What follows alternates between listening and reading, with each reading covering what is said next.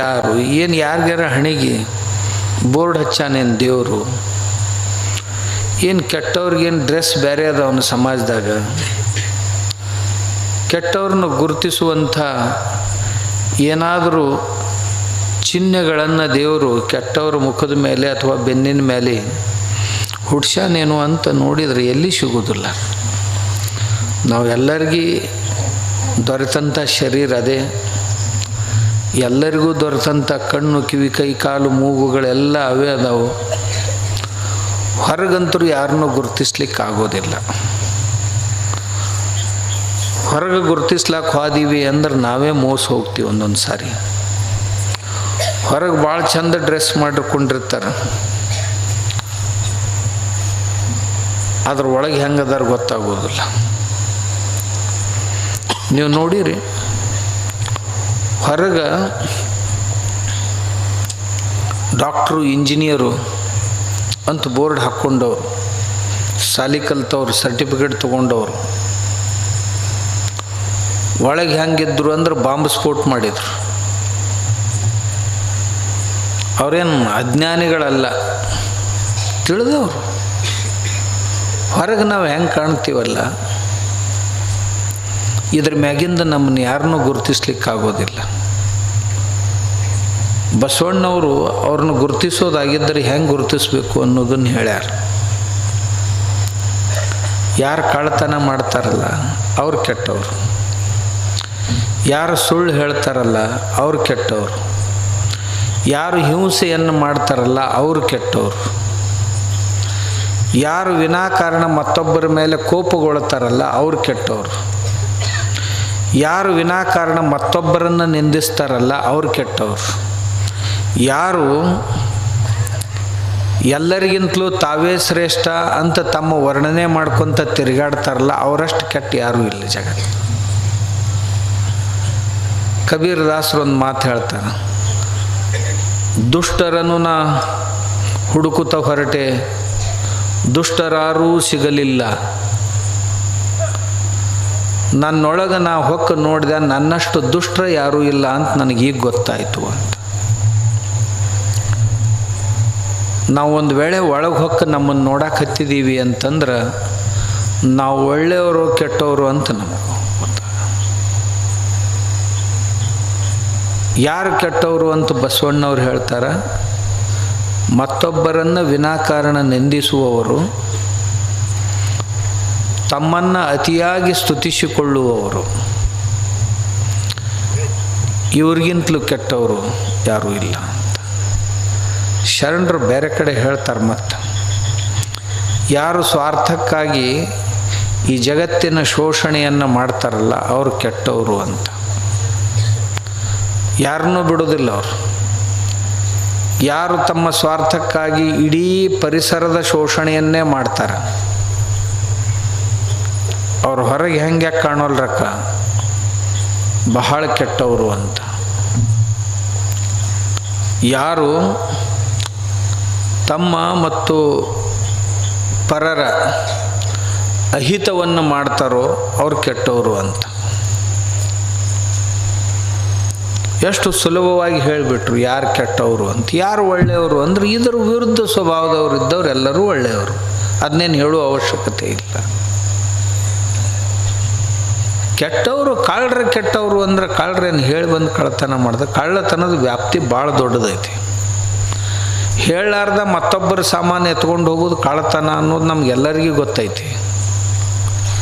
ಆದರೆ ಬಸವಣ್ಣವರು ಅಷ್ಟಕ್ಕೆ ಕಳ್ಳತನದ ಸೀಮೆಯನ್ನು ಪರಿಮಿತಗೊಳಿಸಲಿಲ್ಲ. ಬಸವಣ್ಣವರು ಮತ್ತೊಬ್ಬರ ವಿಚಾರಗಳನ್ನು ತನ್ನು ಅಂತ ಹೇಳ್ಕೊಂಡ್ರೂ ಸಹಿತ ಅವ ಕಳ್ಳ. ತಾನು ದುಡಿದುದಕ್ಕಿಂತಲೂ ಅಧಿಕ ಮತ್ತೊಬ್ಬರ ಕಡೆಯಿಂದ ಪಡ್ಕೊಂಡ ಅಂದ್ರೆ ಅದು ಕಳ್ಳತನ ಅಂತ ಬಸವಣ್ಣವರ ಅಭಿಪ್ರಾಯ. ಹಾಲಿನ್ಯಾಗ ನೀರು ಹಾಕಿ ಮಾರಾಟ ಮಾಡಿದ ಅಂದ್ರೆ ಅವ ದೊಡ್ಡ ಕಳ್ಳ ಅಂತ. ನಾವು ಇರಲಿಲ್ಲ ಅಂದ್ರೆ ಊರಾಗ ಕಳ್ಳರು ಅಂದ್ರೆ ಯಾರು ಒಬ್ಬಿಬ್ಬರನ್ನ ಅಟ್ಟ ಹುಡುಕಾಡ್ತಿರ್ತೀವಿ, ಯಾರ ಎಲ್ಲರ ಏನರ ಎತ್ಕೊಂಡು ಹೋದವ್ರನ್ನ ಅಷ್ಟ. ಆದ್ರೆ ಅಷ್ಟು ಸುಲಭ ಇಲ್ಲ ಕಳ್ಳರನ್ನ ಹುಡ್ಕೋದು. ನಾವು ಭಾಳ ಚೆಂದಾಗಿ ಹುಡುಕಾಡ್ಕೋತ ಹೋದೆವು ಅಂದ್ರೆ ಕಳ್ಳರು ನಮ್ಮ ಮನ್ಯಾಗ ಸಿಗ್ತಾರೆ. ನಮ್ಮ ಮನ್ಯಾಗಲ್ಲ, ನಮ್ಮ ಮನಸ್ಸಿನಾಗ ಸಿಗ್ತಾರೆ. ನಾವು ಆ ವ್ಯಾಖ್ಯೆಯಿಂದ ದೂರ ಹೋಗ್ಲಿಕ್ಕೆ ಆಗೋದಿಲ್ಲ. ಶರಣರು ಹೇಳ್ತಾರ, ಯಾರು ಕಳ್ಳರು ಅಂತಂದ್ರೆ ಯಾರು ಮೈಗಳತನ ಮಾಡ್ತಾರಲ್ಲ ಅವ್ರು ದೊಡ್ಡ ಕಳ್ಳರು ಅಂತ. ಯಾರು ತಮ್ಮ ತಮ್ಮ ಕಾಯಕಗಳನ್ನು ಮಾಡಬೇಕಾಗಿತ್ತು, ದೇವರು ಶಕ್ತಿ ಕೊಟ್ಟಾನ, ಬುದ್ಧಿ ಕೊಟ್ಟಾನ, ಸಮಯ ಕೊಟ್ಟಾನ, ಸಾಮರ್ಥ್ಯ ಕೊಟ್ಟಾನ, ಎಲ್ಲ ಕೊಟ್ಟಾನ, ಕೊಟ್ಟಿದ್ರು ಸಹಿತ ಮೈಗಳತನ ಮಾಡ್ತಿದ್ರು ಅಂತಂದ್ರೆ ಅಂಥ ಕಳ್ಳರು ಮತ್ತೊಬ್ಬರಿಲ್ಲ ಅಂತ. ಕಾಯಕವನ್ನು ಮಾಡದೆ ಊಟ ಮಾಡ್ತಿದ್ರು ಅಂದ್ರೆ ಅವ್ರು ಭಾಳ ದೊಡ್ಡ ಕಳ್ಳರು ಅಂತ ನಮ್ಗೆ ಶರಣರು ಹೇಳೋದು. ನಾವೇನಂತೀವಿ, ಪಿಕ್ ಪಾಕೆಟ್ ಮಾಡೋ ಕಳ್ಳ ಅಂದ್ರೆ ಕಿಶ ಕತ್ತರಿಸೋರು ಕಳ್ಳರು, ರಾತ್ರಿ ಬಂದು ಬಾಗಿಲ ಒಡೆದು ಗಾಡಿ ಒಡೆದು ತೊಗೊಂಡು ಹೋಗ್ತಾರೆ, ಅವ್ರು ಅಷ್ಟ ಕಳ್ಳರು ಅಂತ ನಾವು ಅಂತೀವಿ. ಹಂಗಿಲ್ಲ. ಭ್ರಷ್ಟ ಮಾರ್ಗದಿಂದ ಹಣವನ್ನು ಗಳಿಸಿದ್ದೆವು ಅಂದ್ರೆ ನಮ್ಮಂಥ ಕಳ್ಳರು ಜಗತ್ತಿನಾಗ ಮತ್ತೊಬ್ಬರು ಯಾರು ಇಲ್ಲ.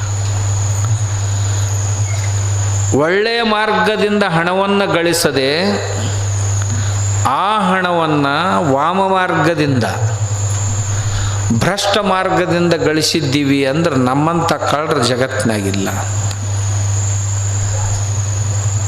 ಇಲ್ಲ. ಹಾಗಾದ್ರೆ ಕೆಟ್ಟವ್ರು ಎಲ್ಲಿ ಹೊರಗೆ ಸಿಗ್ತಾರೆ? ನಾವೇ ಒಳ್ಳೆಯವರಾಗಬೇಕಾಗೈತಿ.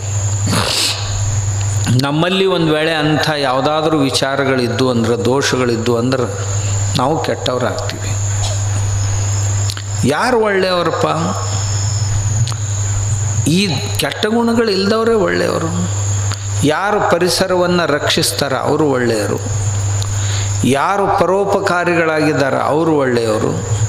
ಯಾರು ತಮಗೂ ಮತ್ತು ಮತ್ತೊಬ್ಬರಿಗೂ ಹಿತವನ್ನುಂಟು ಮಾಡುವ, ಒಳ್ಳೆಯದನ್ನುಂಟು ಮಾಡುವ ಮನೋಭಾವನೆಯುಳ್ಳವರು ಮತ್ತು ಪ್ರಯಾಸವುಳ್ಳವರಾಗ್ಯಾರ ಅವರು ಒಳ್ಳೆಯವರು. ಯಾರು ಒಳ್ಳೆಯವರಪ್ಪ? ಯಾರು ಒಳ್ಳೆಯವರು ಅಂತಂದ್ರೆ, ನಾನು ಸಣ್ಣವ ನೀವು ದೊಡ್ಡವರಪ್ಪ ಅಂತಂದವ್ರ ಮನೆ ನೋಡ ಬಡವರು, ಮನ ನೋಡ ಘನಮನ ಸಂಪನ್ನರು, ಕೂಡಲ ಸಂಗನ ಶರಣರು, ಕರುಳಿಲ್ಲದ ಕಲಿಗಳು. ಯಾರು ಶರಣರು, ಯಾರು ಒಳ್ಳೆಯವರಪ್ಪ ಈ ಸಮಾಜದೊಳಗೆ? ಸಜ್ಜನರು ಯಾರು ಅಂದ್ರೆ ಕರುಳಿಲ್ಲದ ಕಲಿಗಳು. ಕರುಳು ಅಂದ್ರೆ ಮೋಹ. ಯಾರು ಮಾಯಾ ಮೋಹಗಳನ್ನು ಮೆಟ್ಟಿ ನಿಂತಾರಲ್ಲ ಅವರು ಶರಣರು, ಅವರು ಜಾಣರು, ಅವರು ಬುದ್ಧಿವಂತರು, ಅವರು ಸಜ್ಜನರು. ಅವ್ರ ಮನೆ ನೋಡಿದ್ರೆ ಬಡವಾಗಿರಬಹುದು, ಮನ ನೋಡ ಘನಮನ ಸಂಪನ್ನರು. ಮನಸ್ಸು ನೋಡಿದ್ರೆ ಭಾಳ ಶ್ರೀಮಂತರು ಅವರು, ಯಾವುದಕ್ಕೂ ಹತ್ತವರಲ್ಲ. ಅರ್ಥ ಪ್ರಾಣ ಅಭಿಮಾನವ ಗುರುಲಿಂಗ ಜಂಗಮಕ್ಕೆರೆದ ಶರಣರ ಬಚ್ಚಲ ಮನೆಯ ಬಾಲಹುಳುವಾಗಿ ಹುಟ್ಟಿ ಸಯ್ಯ ಸಕಳೇಶ್ವರ. ನನಗೆ ಇಂಥ ಸಜ್ಜನ ಸಂಗತಿಯನ್ನು ಕೊಡು. ಯಾರ ಸಂಗತಿಯನ್ನು ಕೊಡು? ಅರ್ಥ ಪ್ರಾಣ ಅಭಿಮಾನವ ಗುರುಲಿಂಗ ಜಂಗಮಕ್ಕೆ ಅರ್ಪಿಸಿದ ಶರಣರ ಬಚ್ಚಲ ಮನೆಯ ಬಾಲಹುಳುವಾಗಿ ಹುಟ್ಟಿ ಸಯ್ಯ ಸಕಲೇಶ್ ಮಾದರಸರು. ಇವರು ಅನುಭವ ಮಂಟಪದಲ್ಲಿ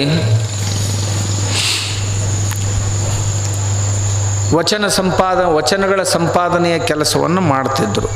ಯಾರಿಗೆ ಬರೀಲಿಕ್ಕೆ ಬರ್ತಿರಲಿಲ್ಲ ಅಂಥವ್ರ ಮಾತುಗಳನ್ನು ವಚನಬದ್ಧವಾಗಿ ಅವ್ರು ಮಾತಾಡಿದ ಮಾತುಗಳನ್ನು ವಚನಗಳಲ್ಲಿ ಬರೆದಿಡುವಂಥ ಕೆಲಸವನ್ನು, ಬರೆದಂಥ ವಚನಗಳನ್ನು ಸಂರಕ್ಷಿಸುವಂಥ ಕೆಲಸವನ್ನು ಸಕಲೇಶ್ ಮಾದರಸರು ಮಾಡ್ತಿದ್ರು. ಅರಸರು, ರಾಜರು, ರಾಜಮಂತಂದವರು. ಆದರೆ ಅವ್ರ ಕಾಯಕ ಏನು ಅಂದ್ರೆ ಇದು: ಅರ್ಥವನ್ನು ಗುರುವಿಗೆ, ಪ್ರಾಣವನ್ನು ಲಿಂಗಕ್ಕೆ, ಅರ್ಥ ಪ್ರಾಣ ಅಭಿಮಾನವ ತನ್ನ ಅಭಿಮಾನವನ್ನು ಜಂಗಮಕ್ಕೆ ಅರ್ಪಿಸಿದಂಥವ್ರು ಏನದಾರಲ್ಲ ಅವ್ರ ಮನೆಯೊಳಗಿನ ಬಚ್ಚಲ್ದಾಗಿನ ಬಾಲುಳ ಆಗಿ ಹುಟ್ಟಿಸ್ ನನ್ನ.